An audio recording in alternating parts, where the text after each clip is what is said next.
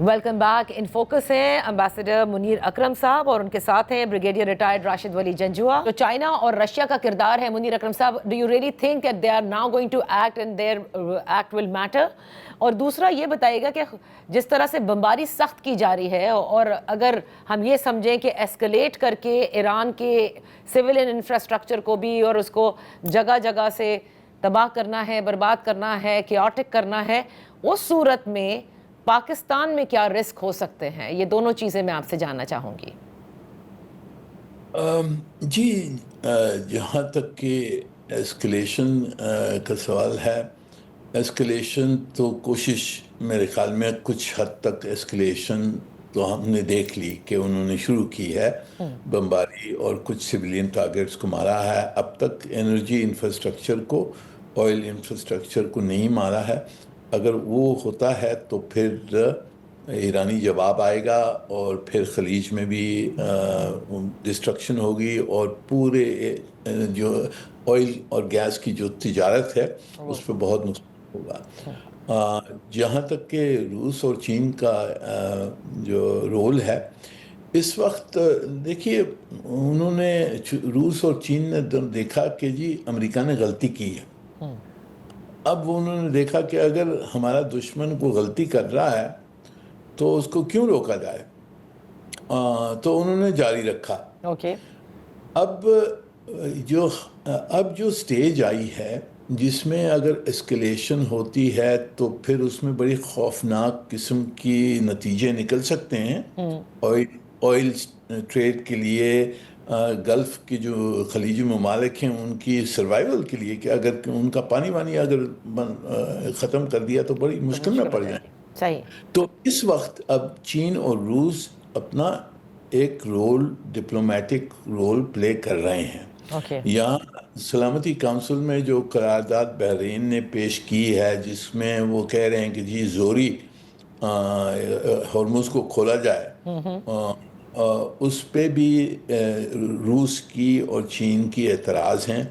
انہوں نے کہا کہ وہ جو چیپٹر 7 کی انہوں نے لینگویج ڈالی ہے اس قرارداد میں, اس کی مخالفت کی ہے. تو آج دیکھ کہ سلامتی کونسل میں آج کیا ہوتا ہے, اس پہ ووٹ شاید ہو جائے آج. پر اس کے علاوہ اب چین کا وزن ہے. چین کی اور پریزیڈنٹ ٹرمپ صاحب کی ملاقات ہونے والی ہے اگلے مہینے. تو میرے خیال میں امریکہ کو چین کا جو پوزیشن ہے وہ اس کو بھی دیکھنا ہوگا. روس اور چین اگر وہ کہتے ہیں کہ جی کس طریقے سے ہم ایرانیوں کو منواتے ہیں کہ وہ جنگ کو روک دیں, تو شاید کوئی راستہ مل جائے ٹرمپ صاحب کو عزت سے اس جنگ کو روکنے کا. سر, پاکستان کے رسک کا آپ نے یو ڈن مینشن کہ what risk do we have in case everything goes chaotic and is out of control? یہ ہماری تو لیولز آف رسکس ہیں. دیکھیں, پہلا رسک تو یہ ہے کہ سعودی عرب اس میں شامل نہ ہو جائے. اگر سعودی عرب نے اس جنگ میں شامل ہو گئے تو ہمارے لیے پھر ایک لیگل ڈائلیما آئے گا, پولیٹیکل اور لیگل ڈائلیما آئے گا, کیونکہ ہمارا جو سیکیورٹی پیکٹ ہے ان کے ساتھ اس کو پھر کس تحت ہم اس پہ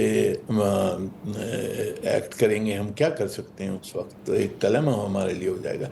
دوسرا, آبویسلی اگر یہ جو آئل فیسلٹیز ہیں دونوں طرف, ایران اور خلیج کی آئل فیسلٹیز پہ اگر نقصان ہوتا ہے تو پوری دنیا کا نقصان ہوگا, اس میں پاکستان کا بھی نقصان ہوگا کیونکہ ہمارا تیل وہاں سے آتا ہے. بالکل. گیس پہلے ہی بند ہو گئی ہے کیونکہ قطر نے تو گیس سپلائی بند کر دی ہے. بالکل.